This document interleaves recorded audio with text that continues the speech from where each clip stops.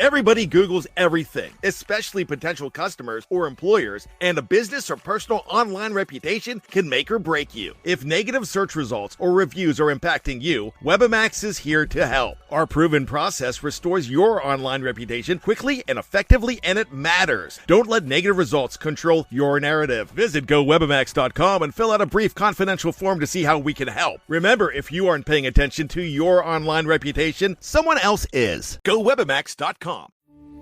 We took it all. We brought them to our land. An endless night, ember hot and icy cold. The rage of the earth. We made this curse. Carved it in the blood on our backs. We did not see. We could not, but she did. And in the end... What will I become? Senua's Saga. Hellblade 2. Play it now with Game Pass.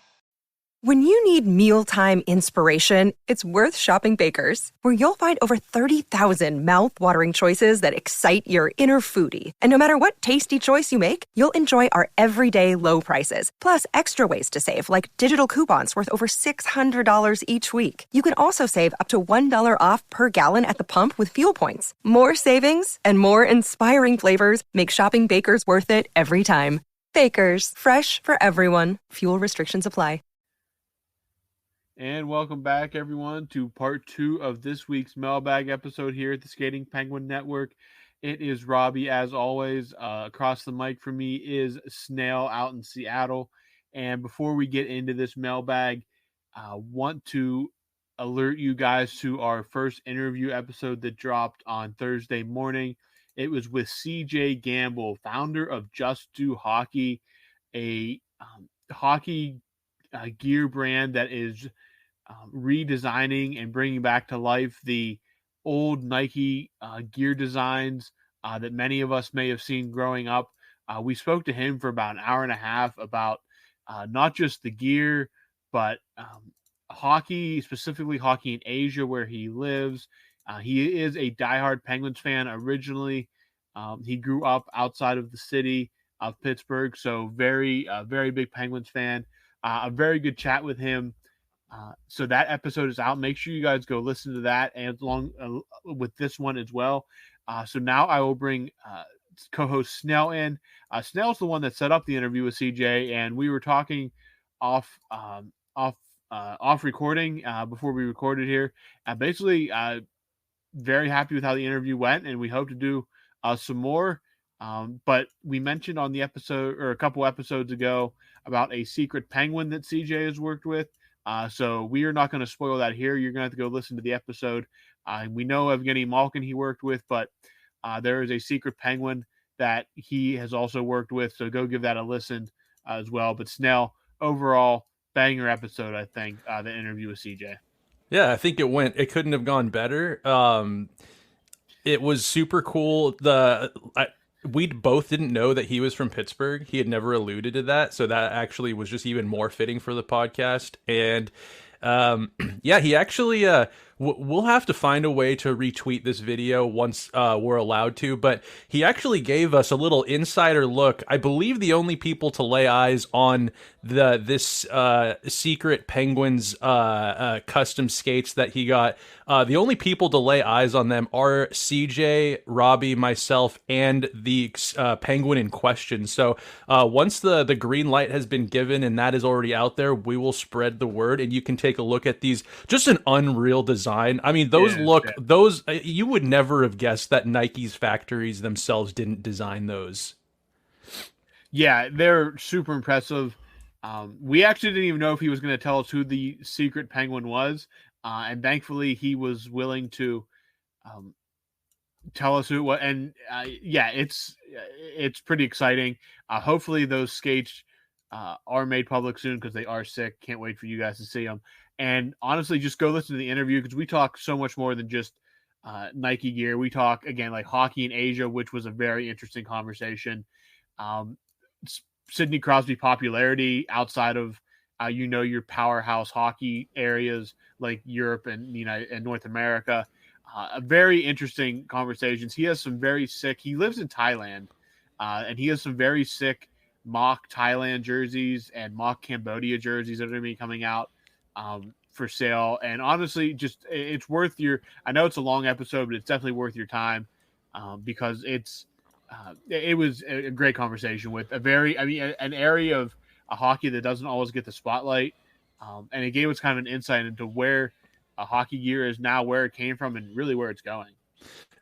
It's a little, if you're a fan, I think there's going to be lots of ways you'd find this interview interesting. But if you're a hockey fan and you use hockey equipment, he gave a lot of insights on how that process works.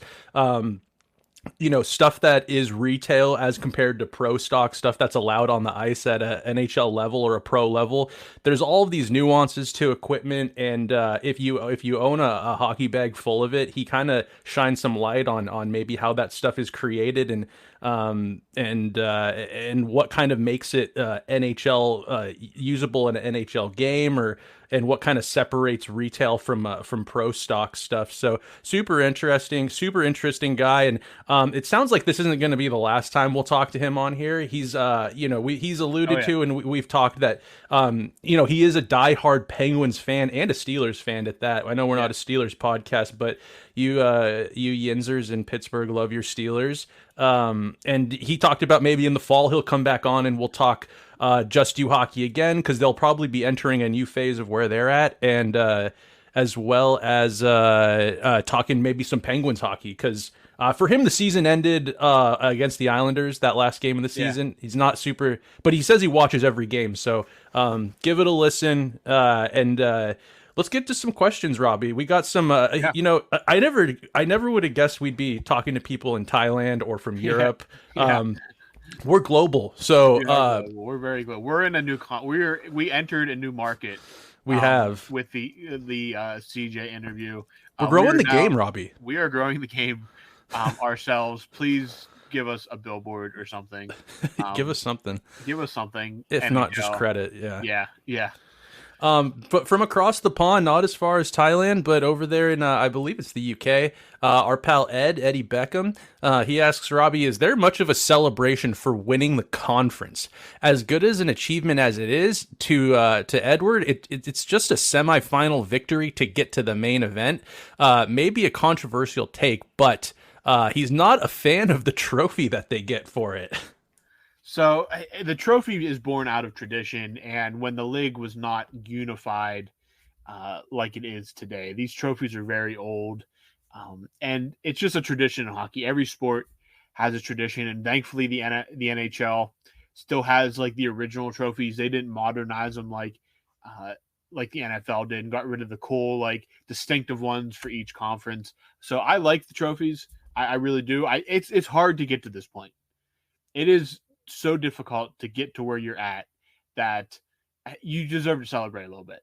I think that winning in the playoffs of any sport is so difficult to do at the pro level, especially now when there's so much parity, there's so much talent all over the place. Have a little fun. I mean, you're one of the two teams on the main stage now. For Edmonton, that had to be a feeling of just immense relief.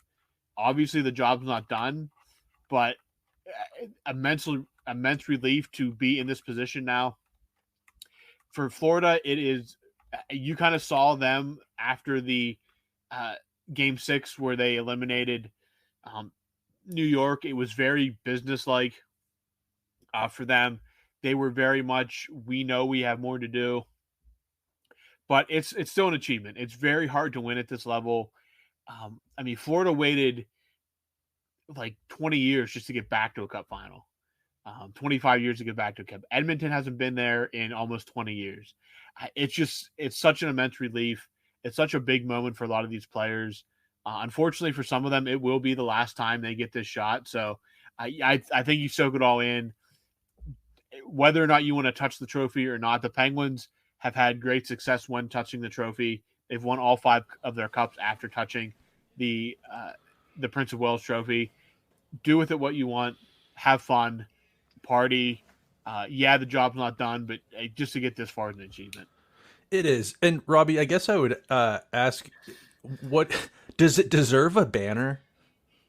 I mean, maybe not an individual banner, but the Penguins have a banner of like they put the like if they go to the Cup Final, they'll put Eastern Conference champions and then add the year that they went. Like they have what year, like a whole banner that has all the years they went or won the Eastern Conference technically. So, yeah, I mean, yeah, I mean, it's an achievement. It's getting to the Cup Final means a lot. You battle to get there. It's 82 games plus another 15, 20 more. I mean, yeah, enjoy it, soak it in, put a banner up, have a party. Agreed. All right. Sticking with Edward over in England. Last week we kind of talked about, or we asked what their thoughts on Americans were overseas. Edward says, I think there can be an impression of Americans being OTT. Don't know necessarily what that means. Over the top. Oh, okay, over the top. However, after visiting in April, I've got nothing but positive to say. Numerous times, randoms just came up to my mom and I asking if they could help us. We must have been obvious tourists. Yeah, probably. Yeah.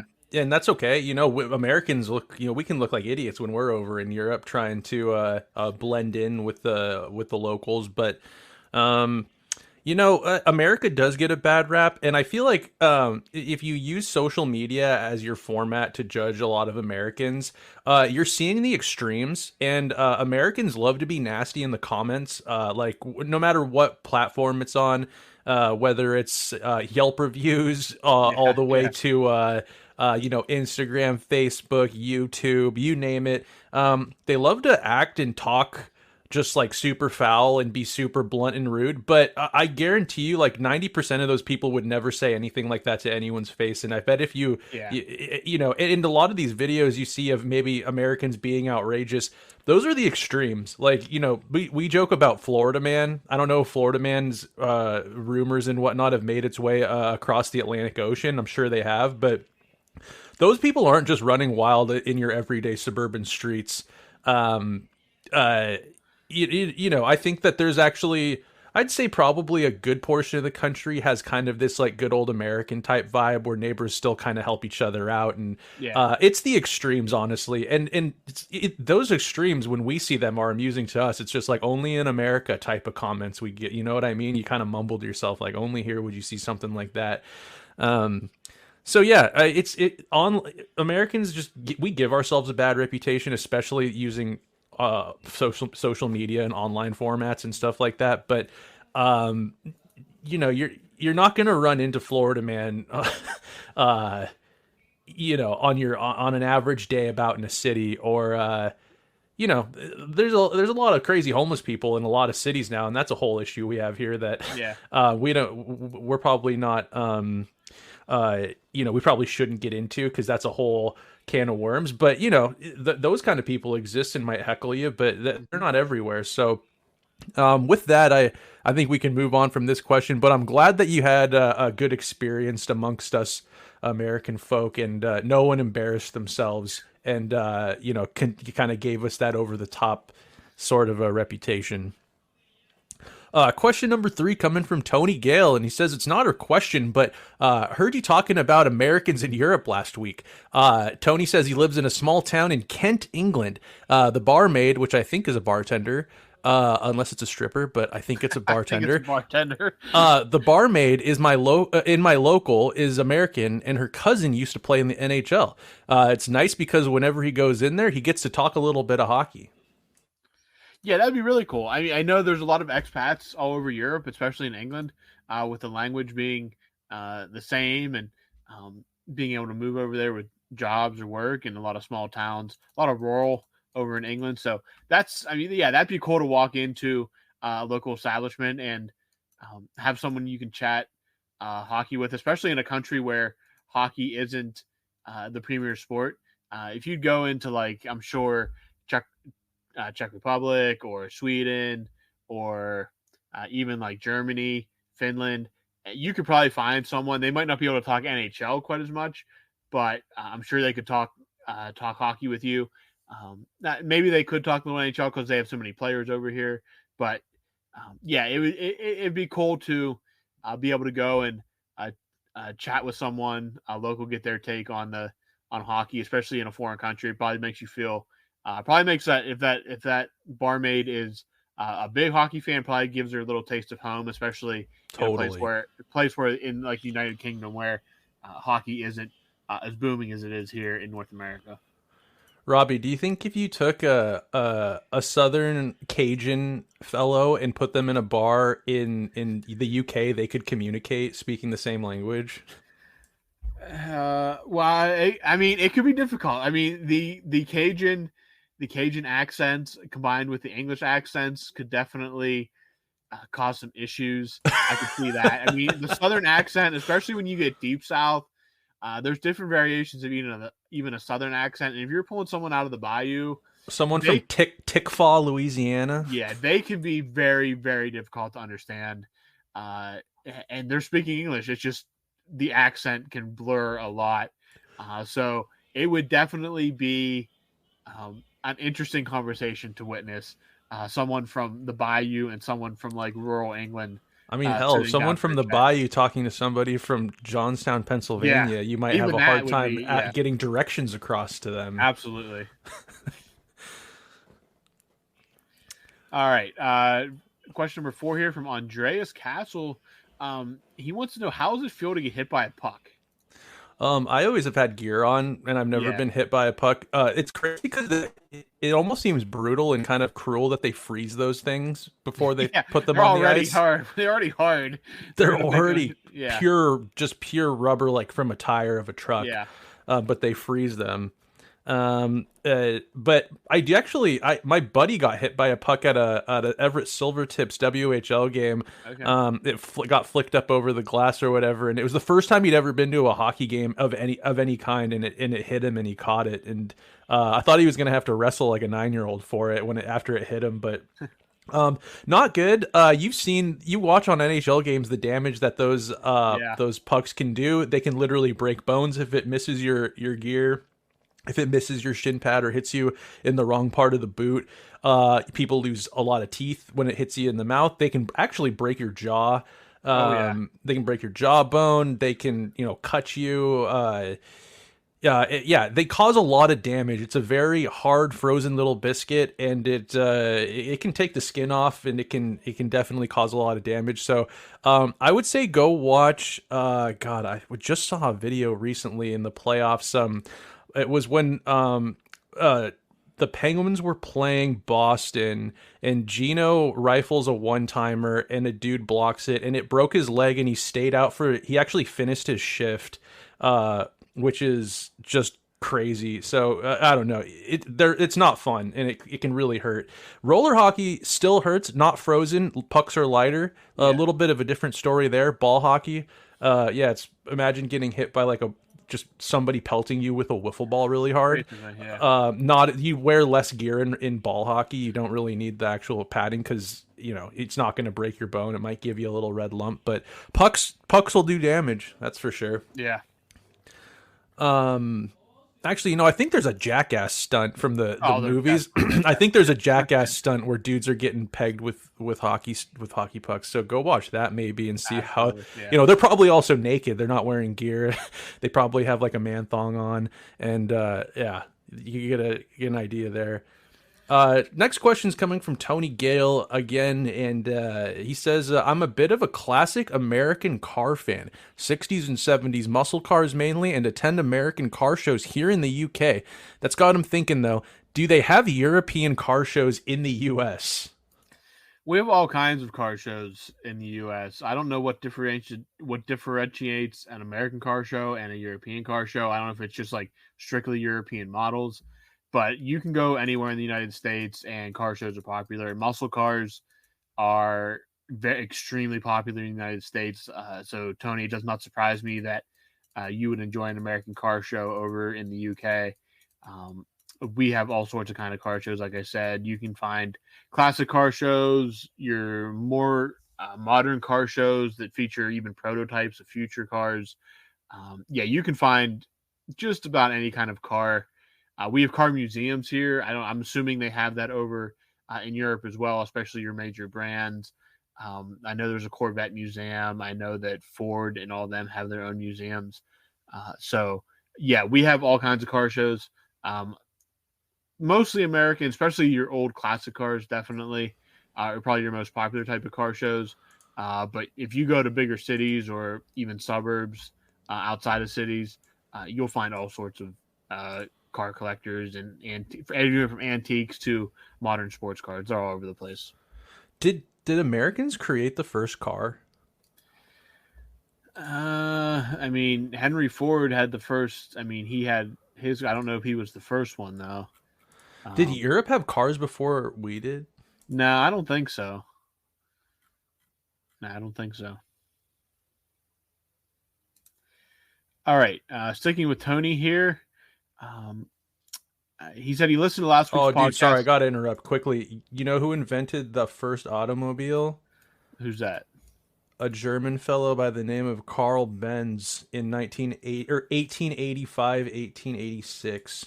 Would make sense, and I guess that Mercedes is one of the first then. So, yeah, that makes sense.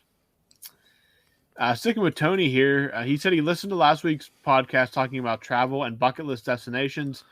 Tony said he's 40 next year and hoping to visit Vancouver, Whistler, and travel to Banff and Calgary. Would you recommend starting or finishing in Seattle, maybe Amtrak to or from Vancouver?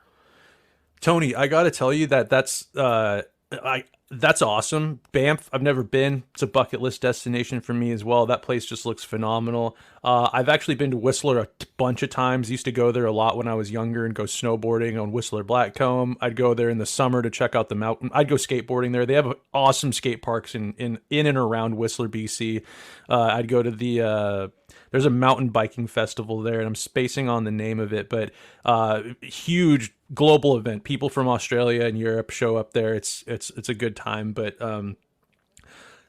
there's also to your Amtrakking. Yeah, the train will take you up there, but there's also I guess it depends on if you're trying to check out Seattle, finishing or starting there.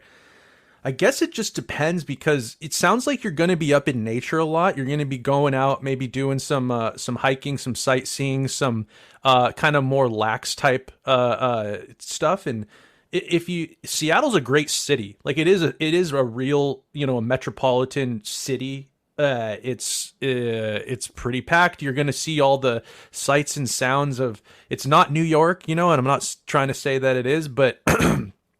It's got a lot of the same stuff as all your major cities, and you can have a really good time in Seattle. You can absolutely find mischief and have a good time. So, I guess if I had any advice for you would be, do you want? I would say probably hit Seattle on the way home, because you don't want to show up to Whistler and then go to Banff just dragging ass because you're hungover from having a nice night out drinking Rainiers and whatnot with the locals. Check out the sights in the nature that Canada has to offer. Be as fresh as a daisy for that, and then you could actually take a ferry boat from what is it? I think it's like Horseshoe Bay in Vancouver, and you can take that into just north of Seattle, and then you can there's a ferry system that'll take you right to downtown, right next to Pike Place Market, and then just get after it, I'd say, in the city. And if you want some recommendations, Tony, I can hit you up with all sorts of recommendations of in Seattle where to have a good time. If you're into music, where you can go to catch some like good live music, some depending on what kind of music you're into. And if you're in Seattle, dude, holler at me. I'll buy you as you say in the UK, I'll buy you a pint. And I'll show you some cool watering holes to catch a buzz. But that's super cool you're coming out, and I wish you all the best with that. Make sure you holler at us when you're here and share with us kind of your. I'd love to see Banff from. I see all sorts of pictures of it, like stuff that looks like it'd be on your desktop, but you got to update us on your excursion. Absolutely. Let's see. Question coming from I believe our German pal Andreas. Mm-hmm. He says he's been to the US 3 times. He's been to San Diego twice and once on a round trip from San Francisco to Seattle. Vancouver, Banff, Calgary, Salt Lake City, Reno, and back to San Francisco. That's crazy. That's an insane trip. That's an insane trip. Yeah, especially if you're coming all the way from Europe, but you got your money's worth, it sounds like. Yeah. People were really nice, no complaints, but California is not the real America. And I agree with you, but I wish you went into depth a little bit further. Yeah, so here's some homework for Andreas next week. He has to chime in here, but what does he think is the real America? Because he's only been to obviously California, and he's been up to. So I'm assuming if he went on a road trip, he went from San Francisco. He's been through Oregon, Seattle. I'm assuming he went through Seattle into Canada then. So Salt Lake, he probably went through Montana, maybe Idaho, maybe Wyoming to get into Utah, Nevada for Reno. So I want to know what he thinks is the real America, because there's a bunch of difference of what the real America could be. That list of cities is like kind of unhinged. San Francisco, Seattle, Vancouver, all are, I would classify as extremely unique in their own right. Totally. Banff is obviously Banff. I didn't know anything was actually in Calgary. Salt Lake City is its own place too, and Reno is basically like a mini Las Vegas. It's a cheaper, a smaller version of Las Vegas. It's a grittier Vegas, if you can imagine. Yeah, it's definitely probably a little. Yeah, I mean, Vegas is slimy, so Reno is probably a little bit grittier. I could say. Isn't it the biggest little city? Is that what they That's call what it? they call it. That's what they call it. Yeah. Just hopefully you didn't get all your pre-trip ideas about Reno from Reno 911. That's the only thing. I hope. But Andreas, so your homework for this week is explaining what you mean by California is not the real America, and what you mean by, or what you would consider the real America, because there are varying different opinions. I guarantee you, if you talk to a born and bred Californian, they would absolutely debate that with you. So, I would. Interested to hear him explain that one a little bit. Well, historically speaking, it's not the real America because a lot of it was Mexico. Yeah, technically, California is, in terms of the United States, a relatively new part of the United States. If you're getting over into where I live, we're talking 250 years of being a part of the United States. So that way, that if you're calling that the real America, then I understand that. So I just want him to just extrapolate on that one a little bit. Need a little bit more there, because I'm curious to know what his experience was in California that made him say to himself, "This is not real America." I've heard great things about San Diego though. So I mean, San Diego is just like, I've been to San Diego. It's just so beautiful. It's just like a nice. It's like it's rocket power. It's it's just looks like a nice kind of. It looks like you're right there next to Mexico. So it looks like is it like if you had to explain California to someone, that's what you would be like. San Diego's California beaches. No. Oh, okay. Because San Diego is kind of it's way too beautiful, dude. The most of California is just dry hills and desert. Sure, like that's the majority of California. Then you have like San Francisco isn't even really feel like California either, because it's San Francisco, especially in the evening in the fall. It reminds me a lot of Seattle. Like it's right there on the bay, so it has kind of like that same Puget Sound. We have the Puget Sound here.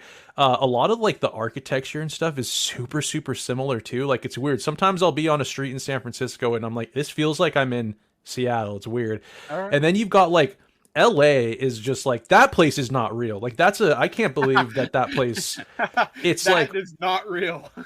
It's too many people. It's post-apocalyptic looking at times. Like if you've ever massive too, like it's just sprawling everywhere. It's sprawling. And then you have like the beautiful Hollywood hills, which look like, it just looks like a movie set. You're like, I can't believe people live in this like beautiful, shady, jungly kind of atmosphere. But then you go, a few miles a different direction, and it's you're at Runyon Canyon, and it's deserty, and there's cactuses, and it's it's interesting. And then there's all sorts of places in between. You go up north to like Redding, California, Mount Shasta. It looks more like the Northwest. Like you get to the redwoods, and you're just like, this looks like it would be the rainforest in Washington. Like it's an interesting place. But the majority of it, when you're driving down I-5 in California, 90% of your drive is in just wasteland. It looks like it's just the desert. It's just brown hills. You'll see no cars, or not no, you'll see no houses, and it's just freeway with little strip malls that you can pull off and get gas and get In-N-Out burger, and then you're back on the road. So I really want to know what he thinks about California and what happened there. Yeah. We took it all. We brought them to our land. An endless night, ember hot and icy cold. The rage of the earth. We made this curse. Carved it in the blood on our backs. We did not see. We could not, but she did. And in the end... What will I become? Senua's Saga. Hellblade 2. Play it now with Game Pass. All right, back to Tony here with another question. Was Sully named head coach of Team USA for the Four Nations and Olympics? What does this mean for his future with the Penguins? Will Reardon be the only change? As far as we know, Reardon's the only change, and Sullivan being named the coach of the national team or whatever you want to call it. It's cool, and he's getting that from his success with the Penguins, and that's why he's getting the job. But it means nothing for his tenure in Pittsburgh. No, I would say, if we're at American Thanksgiving, and the Penguins have won 2 games, it doesn't matter if he's coaching the national team. He's going to be canned, and he'll have a job before he can blink. Yeah. So nothing's really changed as of last year. I know a lot of people, including maybe even us at times, were maybe unhappy with, you need to change something. And I think that whether he keeps his job with the Penguins or not, whether he has a good year or a successful year next year or an unsuccessful one, it changes nothing about him coaching the national team. And it doesn't mean that his job is safe neither. Yeah. All right, moving on over back to Edward Beckham. He asks, do you have any thoughts on the soccer World Cup being in the U.S.? Will there be any matches local to you both? So I'm absolutely excited for it. I'm a big soccer fan. But yeah, the last time it was here in '94, I was not even 5 years old, so no recollection of it. Very excited for it to come back, though. I am not that far from Philly. There will be games in Philly. I could get up to New York if I wanted to see a game. Snail, I know they will be hosting games in Seattle at the whatever the Seahawks stadium is in downtown. Lumen Field. It's Lumen now. Okay. I know Team USA plays a game there. So yeah, there will be games local to both. Well, closer to Snail, but it wouldn't be much for me to go to a game. It would just be a little bit of a drive. So I'm trying to get tickets. I'm on a list to be notified when they go on sale. So I'm very excited, and I think it's a great opportunity. I won't be going to them at all. I won't be tuning in whatsoever, but my dad probably will. I might actually buy him a ticket or something for his birthday or something. I'd like to be able to provide that for him. He's a diehard football fan, not in the American sense. No. So yeah, I don't know, but it's going to be a big deal. I can't believe they're coming to Seattle. It's going to be mayhem in the city that week. Yeah, it will be. It will be. All right, wrapping up the mailbag portion for this week, Edward. We were talking about how he watches hockey from across the pond over in England, and he actually posted a tweet with a notes app description. I'll read it off here real quick. He said most games start at around midnight over in England. Western games around 2 to 3 a.m. Friday and Saturday night I'll watch. All the other days I'll listen to the games on the Pens app in bed, using my musical eye mask. No idea what that is. I would watch more, but had to compromise with the fiance as I keep disrupting her sleep when getting up and then back in bed post-game. Got to pick your battles, haven't you? So the musical eye mask thing, that's essentially it's a mask that you put over your eyes, and it plays audio. It looks like you put that over and it helps you keep your, the light out, but you can take in sounds. Yeah. And interesting little device there. Hilarious that he throws one of those on and curls up next to his fiance and just listens to Penguins games.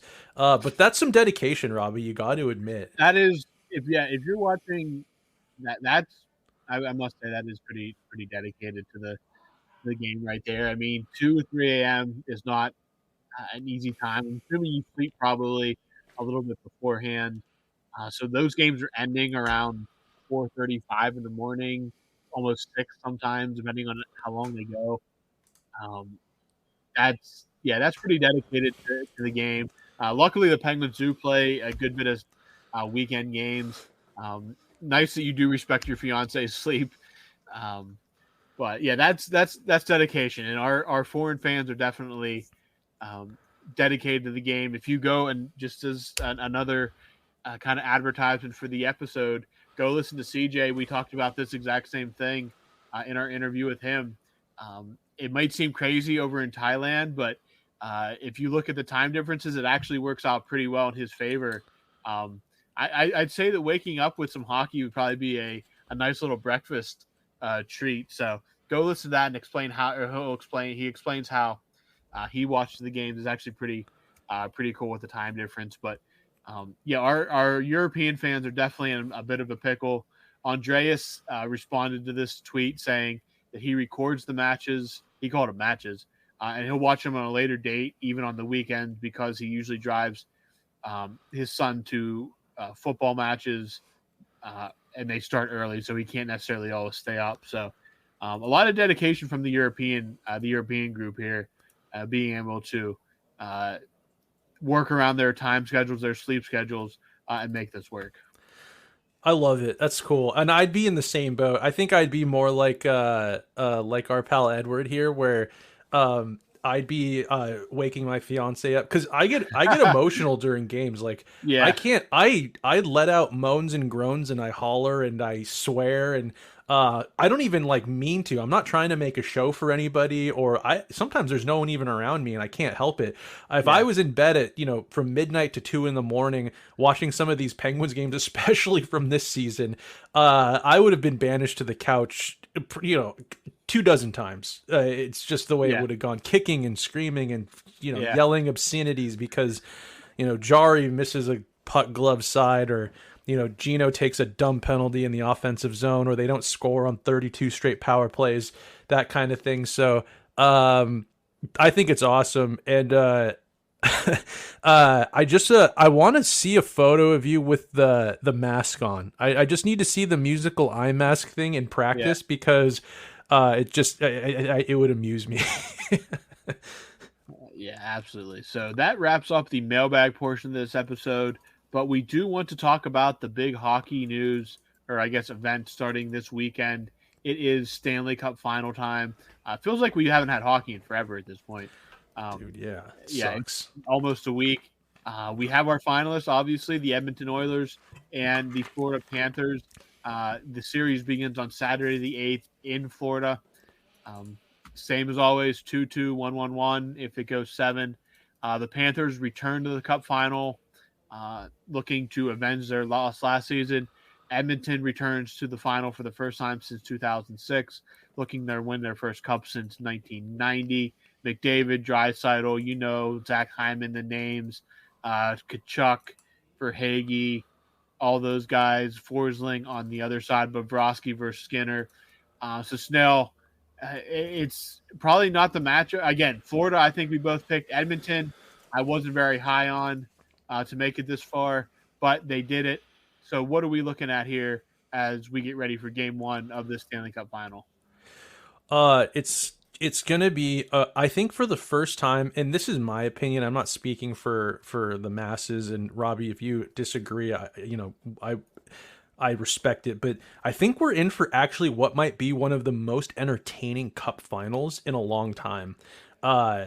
Sometimes, historically, I feel like you get the conference final matchups that end up being, sometimes the first round is the most entertaining round of the playoffs. Like, there have been years where that's the case. it's not the same every year, but I really feel like this year this is going to be an exciting. Just the explosiveness of Connor McDavid in the offense with Draisaitl and Nugent Hopkins and this Bouchard kid who's just got an absolute missile from the point or from the blue line. You've got Skinner with the best mustache in the league as a goaltender, and then you've got just the Florida Panthers who are such a controversial team. They're always mixing it up. They've got offense, they've got good defense, they've got a great coach who's just a walking soundbite. You've got Matthew Tkachuk, he's a playoff guy, and he needs to be in the playoffs every year because he's just so fun to watch. He's the new Brad Marchand.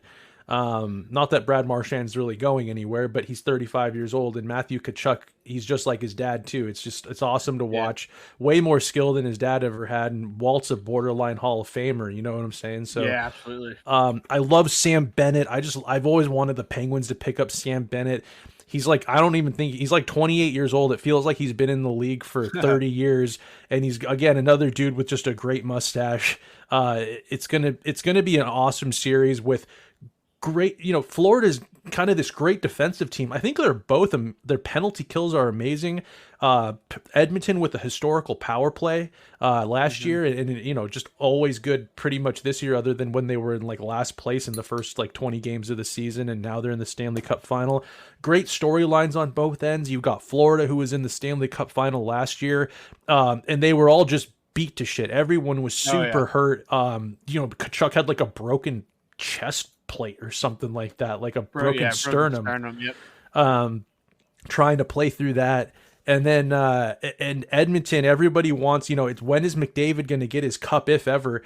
There have been amazing players to play in the National Hockey League that never got another sniff at a Stanley Cup. You look at a guy like Joe Thornton, Patrick Marleau, Joe Pavelski, who's rumored to just now be retiring. Did Joe Pavelski get 2 cracks at the Stanley Cup, or did he get 1? Was he in that one with Dallas in the bubble? I can't remember if he was. I think he was. No, I don't think he was, because I think that was the year with the Sharks, wasn't it? Was that the year he got cross-checked and they scored 5 on Fleury? No, he was there in 2020. That was his first year. No, with that Dallas? Was that he was not part of that San Jose team that scored 4 or 5 on. Was that 2019? Yeah, it was their second year. Yep.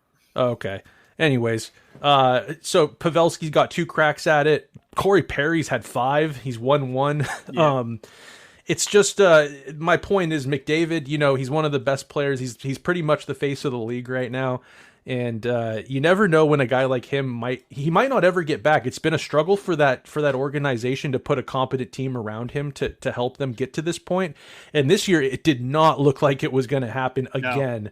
But they have, with the coaching change and the commitment to details and trying to rely more on the depth and not have Connor have to just deke out of his boots every game to get them on the board and score 5 goals a game. They've been comfortable with winning games, 3-2, 2-1, 1-0. It's setting up, the storylines are there for everybody to grab onto, and it's like I said, it just seems like it's going to be super entertaining. The one thing I'll take away, Robbie, and before I pass it over to you to get your thoughts, is I just think it's going to take too long. I just think that it's just too drawn out. I can't believe they took a whole week to start game 1, and then they're taking couple days off in between on travel days, and I know it's a long way to go, but this is hockey, man, and it's all season. You have a rigorous travel schedule.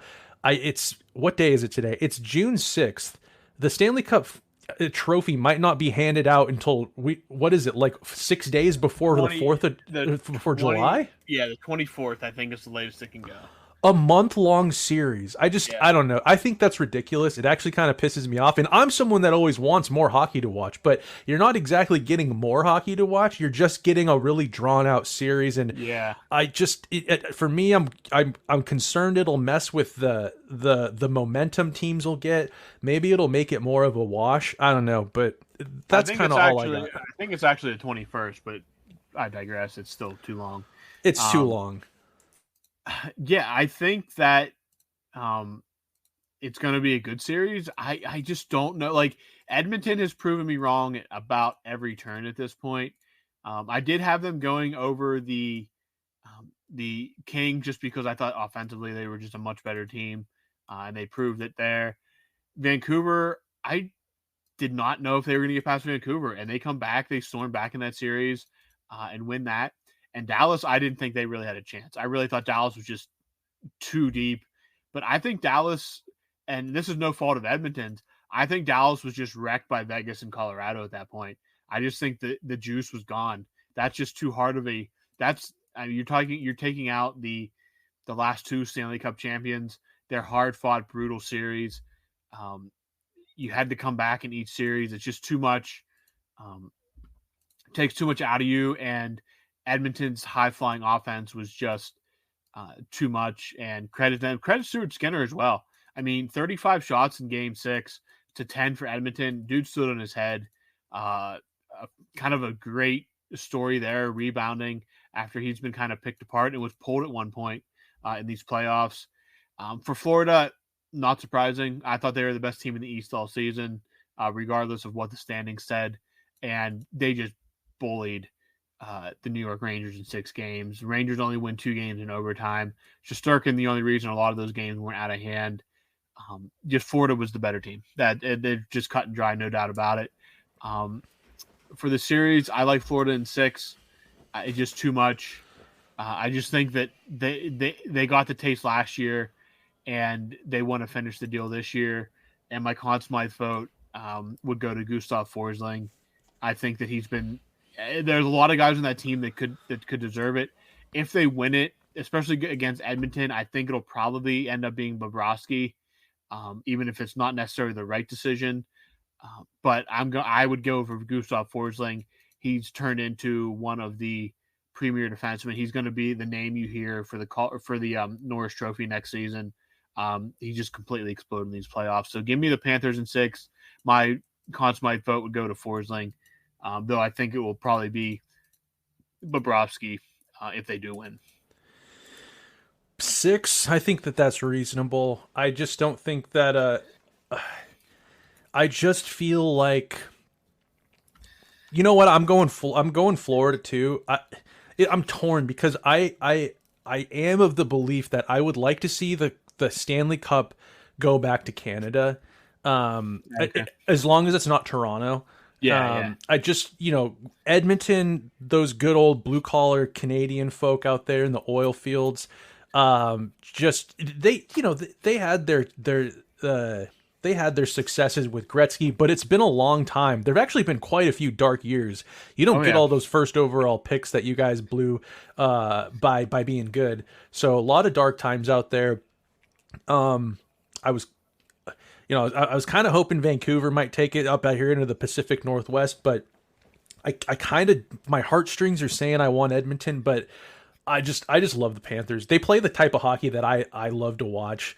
The everything. I love Paul Maurice as a coach. I love his sound bites. I love every little clip I get of him coaching that team. I'm like, I would run through a wall for that guy.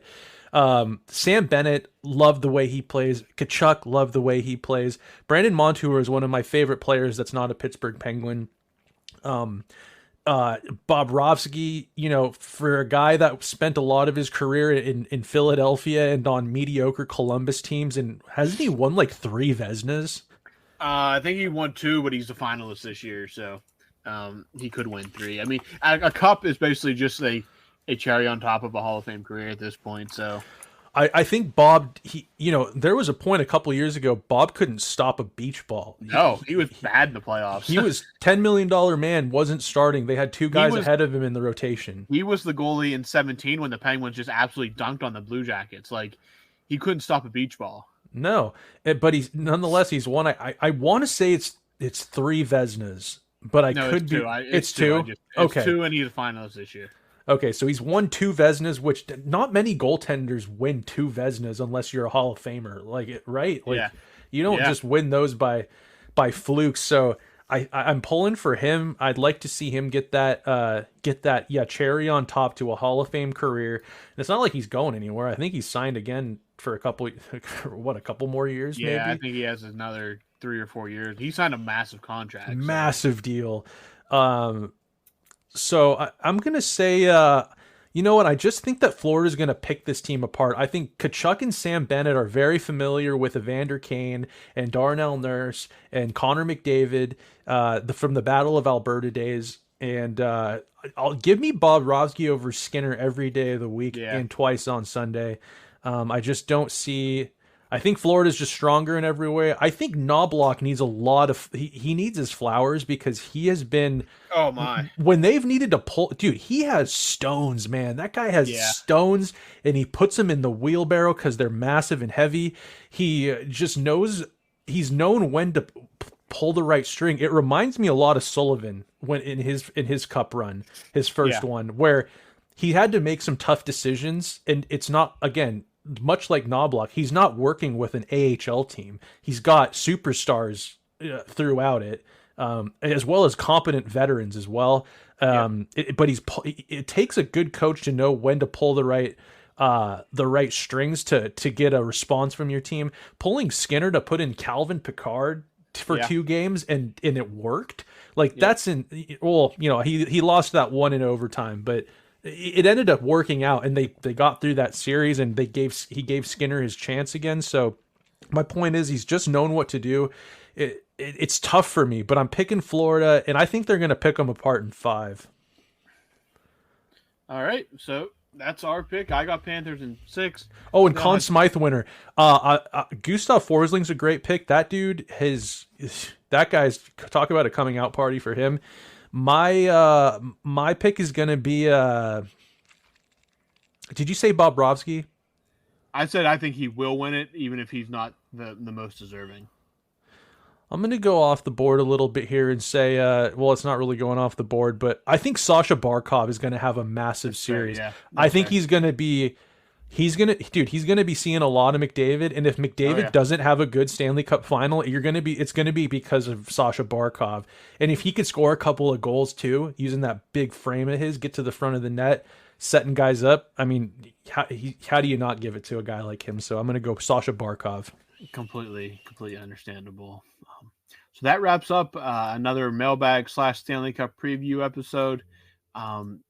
That is our 3rd episode of the week. One more time before we wrap for good here. Make sure you go listen to our interview with CJ Gamble. Great interview, great dude to talk to. Super knowledgeable about hockey and hockey gear, and a Penguins fan as well. So we get topical there. So make sure you go listen to that. Snail, any last thoughts before we wrap up this episode? I was just looking at Twitter because from that thing that I was reading the long form thing that was tweeted at us for the mailbag, and I just so happened to notice Zadorov's name was trending, and there's a photo of looks like his wife posted last days in Vancouver. That was posted 7 minutes ago, and it looks like Zadorov might be on the move from Vancouver. Would you like to see him in a Pittsburgh Penguins uniform? What's he making? Let me see what he's making. Nikita Zadorov is making... don't even say anymore. But he's 29, a defenseman, a veteran defenseman. He was making less than 5.5. Would you take him over Graves? I'd take literally about a dog over Graves. Would you take Garrett over Graves? Probably. I mean, Garrett is... I mean, it's tough to be more of a traffic cone than Ryan Graves was. I actually kind of forgot Ryan Graves existed until right now, to be honest. But yeah, I mean, the price wouldn't be that much different. Zadorov's probably a better player. He can play left and right D. So yeah, I mean, it'll be interesting. It does sound, I guess by that, he is an unrestricted free agent. So it does sound like, unless something would drastically change, he is on the way. He is on his way out of Vancouver and will test free agency. So another name to keep an eye on as we inch ever closer to the true off season when things will really start to cook here in a couple weeks. Isn't the draft coming up soon? Yeah, I think the draft is the 28th, 29th or something like that. Oh, that's right. We talked about this. They're going to give out the Stanley Cup, and there's going to be a couple hungover general managers there. Yeah, absolutely. But that's all I got, Robbie. We can wrap it up. All right. That will put a cap on this episode of the Skating Penguin Network. As always, we will talk to you guys again next week. Mailbag tweet will go out Sunday. Keep an eye out for that. Get your questions in. And we'll talk about any Penguins or NHL news that comes up in the meantime. So for Snail, I'm Robbie. We will talk to you guys next week.